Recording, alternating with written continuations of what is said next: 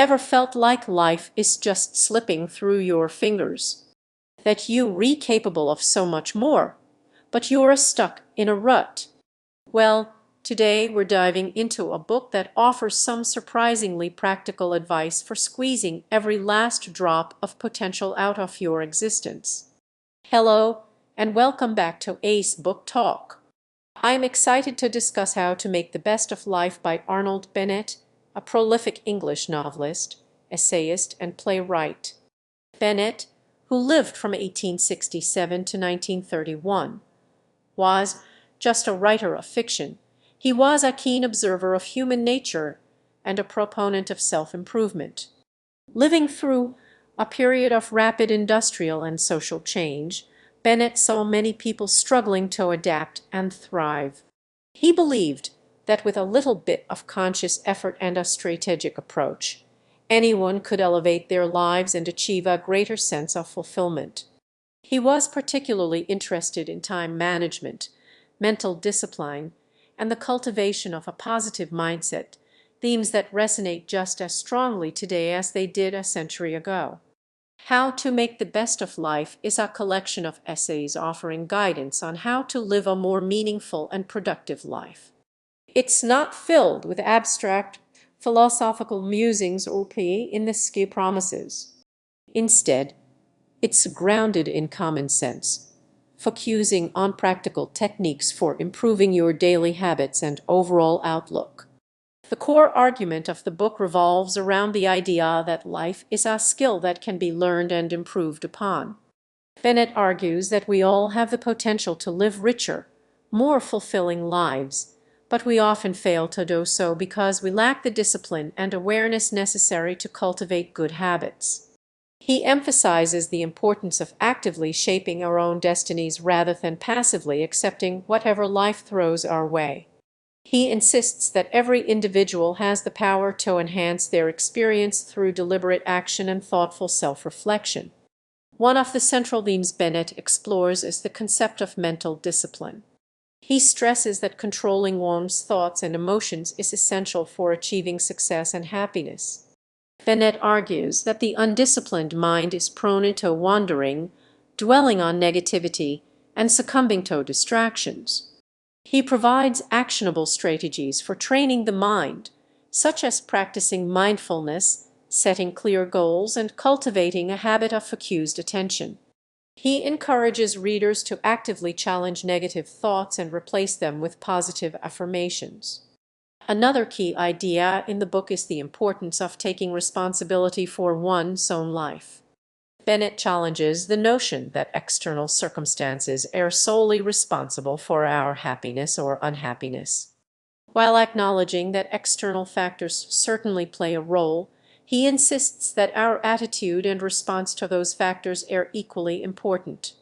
He encourages readers to embrace challenges as opportunities for growth and to cultivate a sense of resilience in the face of adversity. He emphasizes the importance of making conscious choices and taking ownership of our decisions.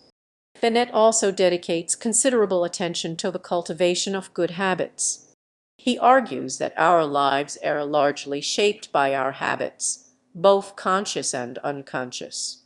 He encourages readers to identify and eliminate bad habits and to replace them with positive ones that align with their goals and values. He provides practical tips for habit formation, such as starting small, being consistent, and rewarding oneself for progress. The book underscores the significance of cultivating a positive mindset. Bennett believed that our thoughts have a profound impact on our reality. He encourages readers to focus on the good in their lives, to practice gratitude, and to cultivate a sense of optimism. He argues that by consciously shifting our perspective, we can transform our experience of the world and attract positive outcomes. Furthermore, Bennett stresses the value of continuous learning and self-improvement. Bennett's learning. He encourages readers to embrace a lifelong learning mindset, seeking out new knowledge and experiences that can expand their horizons and enhance their skills. He also stresses the importance of self-reflection, encouraging readers to regularly assess their progress, identify areas for improvement, and adjust their course accordingly. So, what lasting wisdom can we glean from how to make the best of life? Firstly, Bennett reminds us that we are not passive victims of circumstance, but active agents in shaping our own destinies.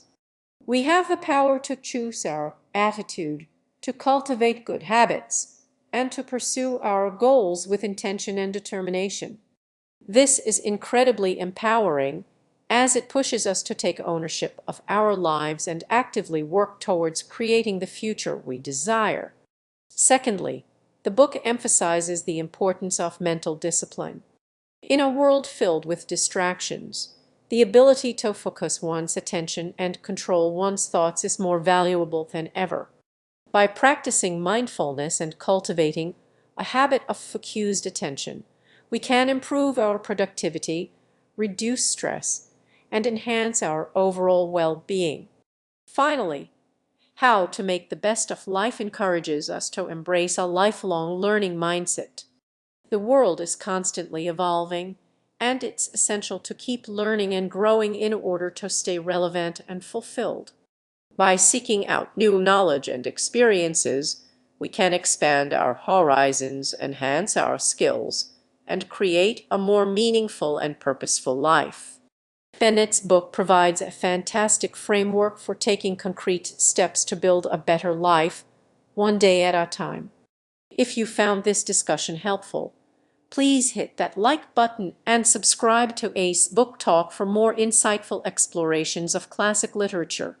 What's a life lesson you've learned the hard way? Let me know in the comments below.